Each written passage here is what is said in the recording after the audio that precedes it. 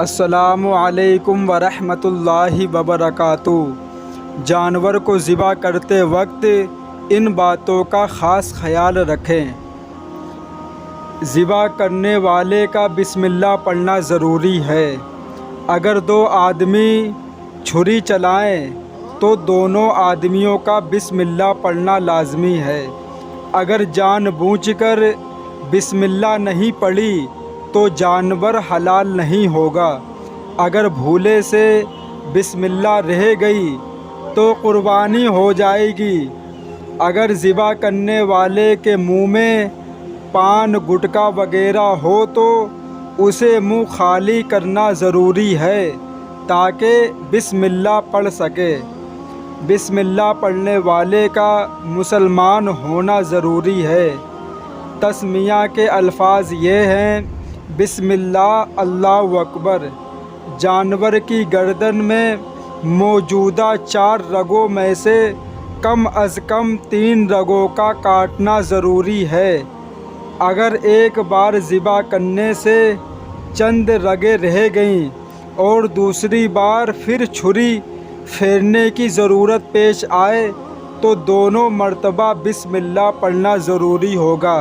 مطلب یہ کہ اگر کسی انسان نے جانور کو ذبح کیا اور اس کی کچھ رگیں کٹیں اور کچھ رگیں باقی رہ گئیں تو دوبارہ چھری چلانے کی ضرورت پیش آئی تو اس کو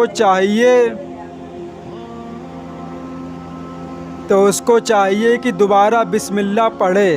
تو میرے بھائی، کسائیوں سے ایک یہ بھی گزارش ہے کہ جب جانور ذبح کریں اور جب تک وہ پوری طریقے سے ٹھنڈا نہ پڑ جائے جب تک اس کی کھال نہ اتاریں۔ لیکن یہ دیکھا جاتا ہے کہ قربانی کے دن کسائی اتنے جلدی میں رہتے ہیں کہ ادھر جانور کاٹا ادھر اس کے پیر کاٹنے شروع کر دیے۔ میرے بھائی، اس سے جانور کو بہت شدید تکلیف ہوتی ہے اور اس بات کا خاص خیال رکھیں۔ لیکن یہ بھی دیکھا گیا ہے کہ بہت سے کسائی تو ایسی حرکت کرتے ہیں کہ اللہ ان کو معاف کرے۔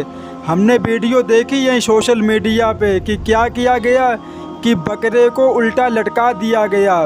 لٹکانے کے بعد اس کی کھال کو رسی سے باندھا گیا اور رسی سے باندھنے کے بعد اس رسی کو موٹر سائیکل میں باندھا گیا اور اس کو کھینچا گیا، اس لیے کہ ہم کو آسانی ہو جائے کھال اتارنے میں۔ میرے بھائی، ایسا ظلم، ایسا ستم جانوروں کے ساتھ نہ کیا جائے۔ جب تک وہ پوری طریقے سے اپنی جان گنوا دے، بالکل ٹھنڈا ہو جائے، تب اس کے بعد جو مرضی آئے تم کرو، تب اس کو درد تکلیف نہیں ہوگی۔ ایک بات یہ خود دماغ سے سوچو کہ جانور تو ہم نے کاٹ دیا، اس کے اندر سانس باقی ہے اور ہم نے اس کی کھال اتارنا شروع کر دی، تو سوچو میرے بھائی کتنی شدید تکلیف ہوتی جانور کو۔ اتنی تکلیف تو اس کو قربان ہوتے ہوئے بھی نہیں کرتی، کیونکہ وہ حلال جانور ہے۔ اللہ تبارک و تعالیٰ نے اس کے اندر یہ چیز رکھی نہیں ہے۔ جتنے بھی حلال جانور ہیں انہیں تکلیف زیادہ ہوتی نہیں ہے، وہ سیدھی جنت میں جاتے ہیں اور قیامت کے دن وہ اپنے سینگ اور خر اور پورے جسم کے ساتھ آئیں گے، اور جنہوں نے انہیں قربان کیا تھا دنیا کے اندر ان کو جنت میں لے جانے کی بات کہیں گے اللہ تعالیٰ سے، اور پلسرات کا راستہ بھی گزروائیں گے وہ جانور۔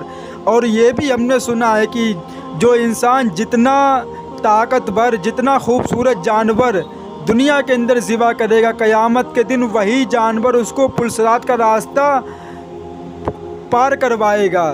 اور مطلب یہ کہ جس کا جانور دبلا پتلا ہوگا تو وہ راستہ پار نہیں کر پائے گا۔ یہ بھی بات سننے میں آتی ہے۔ اب یہ نہیں معلوم ہے کہ یہ بات حدیث سے ثابت ہے یا ایسے ہی لوگوں کے اندر یہ بات آ گئی ہے۔ تو میرے بھائی، ان باتوں کا خاص خیال رکھیں۔ اللہ تبارک و تعالی ہم تمام مسلمان بھائیوں کو قربانی قبول فرمائے اور اس قربانی کو ہماری مغفرت کا ذریعہ بنائے۔ وآخر دعوانا والحمد للہ رب العالمین۔